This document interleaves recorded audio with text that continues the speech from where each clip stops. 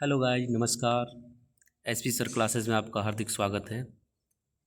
मैं संदीप सर आज संविधान के कुछ महत्वपूर्ण प्रश्नों को लेकर आपके बीच उपस्थित हूँ। जैसे कि आप जानते हैं कि यह एक सीरीज चल रहा है जो आप सभी के लिए है। यह भारतीय संविधान किसी भी एग्ज़ाम टीजीटी पीजीटी या आपके किसी भी एग्ज़ाम से जो भी आप एग्ज़ाम तैयार कर रहे हैं, चाहे जिस भी एग्ज़ाम में आप उपस्थित होना चाहते हैं, उस एग्ज़ाम की दृष्टि से यह बहुत ही महत्वपूर्ण प्रश्न है। और यह प्रश्न आपको एक ऊंचाई देगा, एक रास्ता देगा।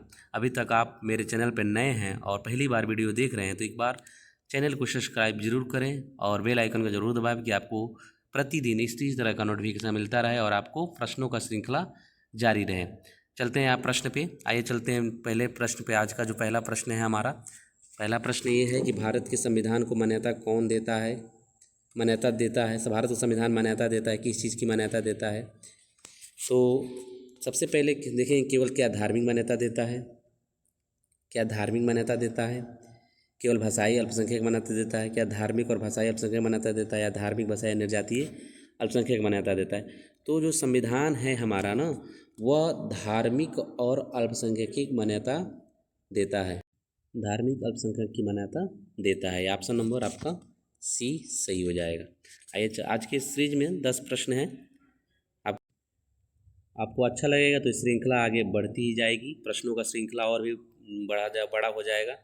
और आप कमेंट बॉक्स में इसकी हम इंतज़ार करेंगे। अगर आप बताएंगे तो प्रश्नों का श्रृंखला हम 15, 20, 25 इस हिसाब से बढ़ता जाएगा, जैसे जैसे आपको अच्छा लगेगा। यह है कि आपको अच्छा लगना चाहिए, आप ही के लिए और आपके प्रयास से ही मैं यह चैनल बनाया हूँ और चैनल आप ही के प्रयास से चलेगा। और आप ही के लिए यह सारी मैटर और सारी चीज़ मैं उपलब्ध करा रहा हूँ। और आप एक बार वीडियो को ज़रूर देखें, वीडियो देखने के साथ साथ पूरा वीडियो देखें और आपको वीडियो देखने में अच्छा भी लगेगा, क्योंकि आपका बहुत अच्छा यह जो मैटर दे रहा हूँ बहुत ही अच्छी अच्छी किताबों से लिया गया मैटर है और आने वाले सब परीक्षाओं में ये प्रश्न आए हुए हैं। आइए चलते हैं नेक्स्ट प्रश्न पे। नेक्स्ट प्रश्न कह रहा है कि 42वां संविधान संशोधन अधिनियम 1976 के द्वारा निम्नलिखित में से किन शब्दों को प्रस्तावना में जोड़ा गया था? तो कहा जाता है 42वां संविधान संशोधन, इसको मिनी कॉन्स्टिट्यूशन अमेंडमेंट यानी मिनी संविधान संशोधन भी कहा जाता है। 42वां संविधान, इसमें बहुत सारी चीज़ों को जोड़ा गया था। जैसे यह जो संशोधन हुआ था ना, यह 42वां संविधान संशोधन यह जोड़ने के लिए हुआ था, बहुत सारी चीज़ों को जोड़ा गया। जब आप देखते हैं 44वां संविधान वह घटाने के लिए था, बहुत सारी चीज़ों को उसमें घटाया गया था। तो ऐसे कहा जा सकता है कि यह संविधान संशोधन में बहुत सारी चीज़ों को जोड़ा गया था। जैसे आप देख सकते हैं कि जो मूल संविधान हमारा जब तैयार हुआ था, तब मूल संविधान में ये सारे शब्द नहीं थे। जैसे आपका पहला ऑप्शन है समाजवादी पंथ निरपेक्षता अखंडता, दूसरा क्या समाजवादी पंथ निरपेक्षता एकता, लोकतांत्रिक समाजवादी पंथ निरपेक्षता, लोकतांत्रिक समाजवादी अखंडता। इसमें से कौन से शब्द जोड़े गए थे? यह बहुत सारे एग्जामों में बहुत बेहतर तरीका से पूछता है कि कब कैसे जोड़ा गया था, कौन सा शब्द जोड़ा गया था। तो हम आपको बता दें कि यह इसका जो आंसर होगा वो ऑप्शन नंबर ई होगा, समाजवादी पंथ निरपेक्षता और अखंडता। क्योंकि भारत एक समाजवादी राज्य है और समाजवादी राज्य होने के साथ साथ यहाँ वेलफेयर स्टेट भी कहा जाता है इसको, क्योंकि वेलफेयर स्टेट के अंतर्गत भारत सरकार लोगों की जन कल्याणकारी भावनाएं, जन कल्याणकारी कार्यक्रम जारी करती है, जिसके अंतर्गत यह शब्द जोड़ा गया था। समाजवाद का मतलब ही होता है कि वेलफेयर स्टेट, लोक कल्याणकारी राज्य। और पथ निरपेक्षता या धर्म निरपेक्षता अर्थात भारतीय संविधान में, मूल संविधान में आपका यह शब्द नहीं था, लेकिन बाद में यह महसूस किया गया कि भारत सभी धर्मों को मानने वाला देश है और सभी धर्मों को मानने वाला देश इसलिए है तो इसके संविधान इसलिए संशोधन करके पंथ निरपेक्ष जोड़ा गया। यानी भारतीय संविधान किसी भी धर्म को, सभी धर्मों को समान रूप से समान नज़रों से देखती है और इसीलिए पंथ निरपेक्षता जोड़ा गया था। और ये भी बात हुआ कि आपका अखंडता शब्द, यानी आप भारत को बांटने की बात नहीं करेंगे। अखंडता का मतलब होता है कि आप किसी भी समय कहीं भी भारत को बांटने का बात नहीं करेंगे कि हम भारत के टुकड़े होंगे, ये होंगे, तमाम ऐसी चीज़ों को बारे में नहीं कहेंगे। इसका आंसर हो जाएगा आपका ए।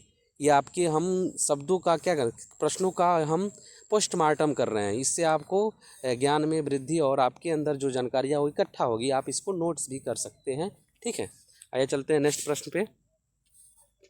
नेक्स्ट प्रश्न आपके सामने है। अगला प्रश्न, किसी व्यक्ति को एक ही अपराध के लिए एक बार से अधिक अभियोजित और दंडित नहीं किया जाएगा, यह निम्नलिखित में से किस अनुच्छेद में वर्णित है? यह आपका आर्टिकल आ गया। तो क्या ऑप्शन ए अनुच्छेद 14, अनुच्छेद 15, अनुच्छेद 19, अनुच्छेद 20। तो यह जो शब्द आप देख रहे हैं कि किसी व्यक्ति को एक अपराध के लिए एक बार से अधिक अभियोजित नहीं किया जाएगा, यह इसका सही आंसर होगा answer 20, answer D, sorry option D. इसका आंसर होगा ऑप्शन डी, ऑप्शन डी हो जाएगा, क्योंकि इसमें कहा गया है कि किसी व्यक्ति को एक ही अपराध के लिए एक बार से अधिक अभियोजित या दंडित नहीं किया जाएगा। लेकिन इसमें और सारे आर्टिकल हैं, जैसे आपका अनुच्छेद 14, अनुच्छेद 15, अनुच्छेद 20, इसका हम पोस्टमार्टम कर लेते हैं। तो अनुच्छेद 14 यह कहता है कि आप विधि के समक्ष समानता रहेगा, वह चाहे कोई भी व्यक्ति हो, गरीब हो अमीर हो, उसके लिए कानून क्या है? सम्मान है।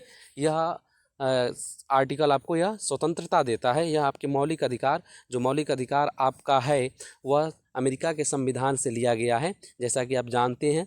और उस मौलिक अधिकार को हम अपने संविधान में अपनाए हुए हैं, जो आर्टिकल 12 से लेकर 35 तक वर्णित है, जिसमें आपका पहला जो 14 आर्टिकल है उसमें कहा गया है विधि के समक्ष समानता।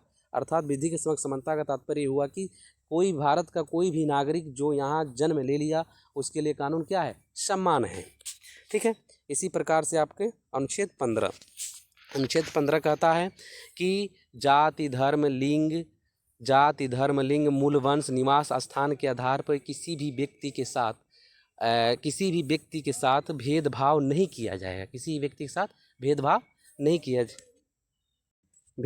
किया जाएगा। जैसे आप देखते हैं कि बस स्टेशनों पर, हॉस्पिटलों पर, मंदिरों में या और जो भी सार्वजनिक स्थान है वहाँ पे इस तरह से किसी भी व्यक्ति के साथ यह नहीं किया जाएगा फलाना जाति के हैं, फलाना मूल वंश से हैं, फलाना लिंग के हैं, स्त्री पुरुष ये कहेगा कि हम आपका यह काम नहीं करेंगे। इस तरह से आप भेदभाव नहीं किया जाएगा। इस प्रकार से 19 अगला अनुच्छेद है 19। इसमें अभिव्यक्ति की स्वतंत्रता की बात की गई, यानी स्वतंत्रता की बात की जाती है और इसमें बहुत सारी स्वतंत्रताएं आ जाती है। ठीक है, आइए चलते हैं नेक्स्ट प्रश्न पे। नेक्स्ट प्रश्न आपके सामने है। अगला प्रश्न, यह प्रश्न कह रहा है कि भारतीय संविधान के अनुच्छेद 263 के अनुसार एक अंतर्राज्यीय परिषद की स्थापना निम्नलिखित में से किसके द्वारा की जाती है? भारतीय संविधान के अनुच्छेद 263 के अनुसार एक अंतर्राज्यीय परिषद की स्थापना निम्नलिखित में से किसके द्वारा की जाती है? क्या राष्ट्रपति के द्वारा, क्या संसद के द्वारा, क्या राष्ट्रीय विकास परिषद या नीति आयोग के द्वारा?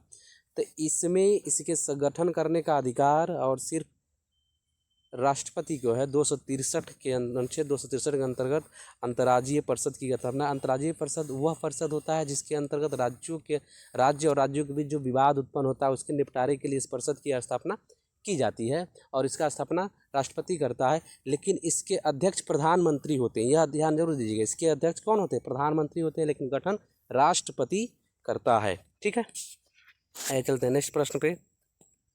अगला प्रश्न, अभी तक आप हमारे चैनल पे नए हैं और पहली बार विजिट कर रहे हैं तो चैनल को सब्सक्राइब जरूर करें, शेयर करें, ज़्यादा से ज़्यादा लोगों के पास शेयर करें कि लोगों को इसकी जानकारी हो और उनके भी नॉलेज में इम्प्रूवमेंट हो और वो भी इस चैनल से जुड़कर अपनी नॉलेज को बढ़ाएं। ज़्यादा से ज़्यादा शेयर करें, ज़्यादा से ज़्यादा अपने मित्रों सहपाठियों को बताएं कि सर आपके लिए अच्छे से अच्छे वीडियो बना रहे हैं और उस वीडियो को आप छोटा वीडियो बना रहे हैं, ज़्यादा बड़ा वीडियो नहीं। ज़्यादा वीडियो बड़े जानते हैं कि आप देखेंगे नहीं, इसलिए उस वीडियो को हम बहुत छोटा करके वीडियो बना रहे हैं कि आप उसको देख सकते हैं 10 मिनट में 12 मिनट में। उस चीज़ को देखकर आप अपने आप को आनंदित हो सकते हैं, नॉलेज में इम्प्रूवमेंट कर सकते हैं और आगे बढ़ सकते हैं। आइए आते हैं अगले प्रश्न पे। भारत की संप्रभुता, एकता और अखंडता को धारित और रक्षित करना है या प्रावधान है, किसमें है? तो यह प्रावधान किसमें है? तो आप सबसे पहला ऑप्शन प्रस्तावना में राज्य के निर्दिष्ट सिद्धांतों में, मूल अधिकारों में, मूल कर्तव्यों में। तो यह जो शब्द हैं संप्रभुता, एकता, अखंडता, यह भारतीय संविधान के प्रस्तावना में है। भारतीय संविधान के प्रस्तावना में हम भारत के लोग इसी में यह शब्द को निहित किया गया और इसी के अंतर्गत यह चीज़ बताई गई है कि ये सारी चीज़ें हो सकती है। ठीक है, चलते हैं नेक्स्ट प्रश्न पे। नेक्स्ट प्रश्न आपके सामने ये है कि भारत के संविधान की निम्नलिखित किस अनुसूची में दल बदल निषेध से संबंधित प्रावधान सन्निहित है? क्या option A, option B, option C, option D? तो ऑप्शन सी इसमें सही हो जाएगा। ऑप्शन सी इसमें सही हो जाएगा। ठीक है, इसमें दल बदल संबंधित की गई है। दूसरे अनुसूची में शपथ है। पांचवें अनुसूची में कुछ राज्यों से संबंधित है, जिसमें आपका असम, मिजोरम। लेकिन आठवीं अनुसूची जो है वह भाषा से संबंधित है। भाषा 343 आर्टिकल के अंतर्गत इसमें 22 भाषाओं की बात की गई है। ठीक है, आपको अगर वीडियो अच्छा लगा तो कमेंट सेक्शन में आके अपने जवाब, अपने अनुभव ज़रूर शेयर कीजिए कि हाँ हमारा वीडियो ठीक लग रहा है। ठीक, तो इससे अच्छा अगर और भी अच्छा लगेगा तो इससे और बेहतर और प्रश्नों की श्रृंखला हम आपके सामने लेकर आएंगे। यह सिर्फ 10 प्रश्नों का श्रृंखला है। यह प्रश्नों की श्रृंखला 20 भी हो सकता है, 25 भी हो सकता है, जैसे जैसे आपको अच्छा लगेगा। आइए चलते हैं नेक्स्ट प्रश्न पे। नेक्स्ट प्रश्न आपके सामने ये है, भारत के संविधान की निम्नलिखित में से किस अनुसूची में दल बदल निषेध से संबंधित प्रावधान है? सॉरी, डबल प्रश्न हो गया है।